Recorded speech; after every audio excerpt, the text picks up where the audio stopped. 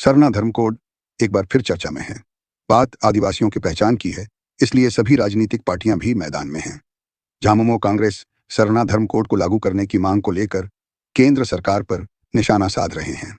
इनका मानना है कि केंद्र की सरकार आरएसएस के एजेंडा पर काम कर रही है। वह नहीं चाहती है कि आदिवासियों को उनका हक मिले, उनकी पहचान मिले। हालांकि आदिवासी संगठनों और बुद्धिजीवियों की ओर से जो विचार सामने आ रहे हैं, उसमें भी काफी मतभेद देखा जा रहा है। कई संगठन और बुद्धिजीवी सरना कोड का समर्थन कर रहे हैं। वहीं कई ऐसे लोग भी हैं जो इसको लेकर असमंजस में हैं कि कहीं अल्पसंख्यक का दर्जा मिलने के बाद उनके अधिकार न छीन लिए जाएं। कई बुद्धिजीवियों का कहना है कि पूरे देश में 750 जनजातियां हैं, क्या सभी को सरना धर्म कोड मान्य होगा? इसलिए इसे राजनीतिक मुद्दा न बनाते हुए समग्र रूप से रूढ़िवादी परंपरा को संरक्षित करने पर ध्यान देना चाहिए। कुछ लोगों का कहना है कि यह सवाल पूरे देश में निवास करने वाले 12 करोड़ से अधिक प्रकृति पूजक आदिवासियों की आस्था, परंपरा और अस्तित्व से जुड़ा है। अगर धर्म कोड मिला तो ये आबादी 50% से कम हो जाएगी। खतरा यह है कि सारे अधिकार छीने जाएंगे।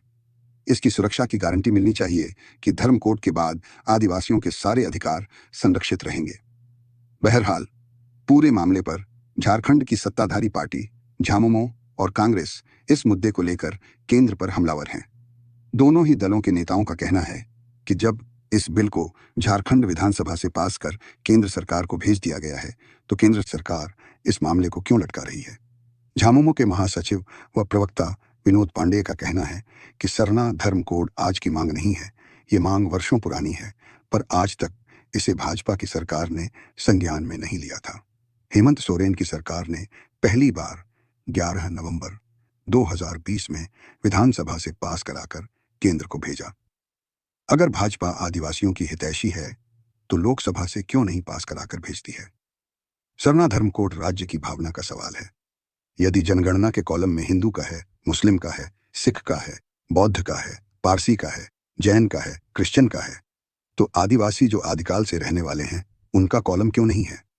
उधर कांग्रेस के प्रदेश प्रभारी के राजू भी सरना धर्म कोड को लेकर मुखर हैं। उनका कहना है कि सरना धर्म कोड आदिवासियों का मौलिक हक है। इसको सुरक्षित रखने की जिम्मेवारी कांग्रेस पार्टी की है। कांग्रेस लगातार ये मांग कर रही है। अब हम डी हकों पर उतरे हैं और इसे लेकर बहुत जल्द दिल्ली के जंतर मंतर पर भी धरना देंगे। उसके बाद राष्ट्रपति से मिलकर इसे लागू कराने को लेकर आग्रह किया जाएगा। केंद्र सरकार जातिगत जनगणना की घोषणा तो कर रही है, लेकिन सरना धर्म कोड को इसमें शामिल नहीं कर रही है। कि राजू ने आरोप लगाया कि 2011 की जनगणना के समय यूपीए सरकार ने सरना धर्म कोड की दिशा में पहल की थी, लेकिन मौजूदा केंद्र सरकार ने उस प्रावधान को हटा दिया।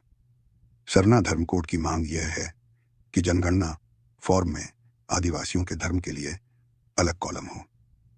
हालांकि आज सरना धर्म कोड को लेकर सड़क पर उतरने वाली कांग्रेस ने ही वर्ष 1961 में इसे विलोपित कर दिया था। वर्ष 1921 से 1951 तक अलग अलग नाम से धर्म कोड रहा है।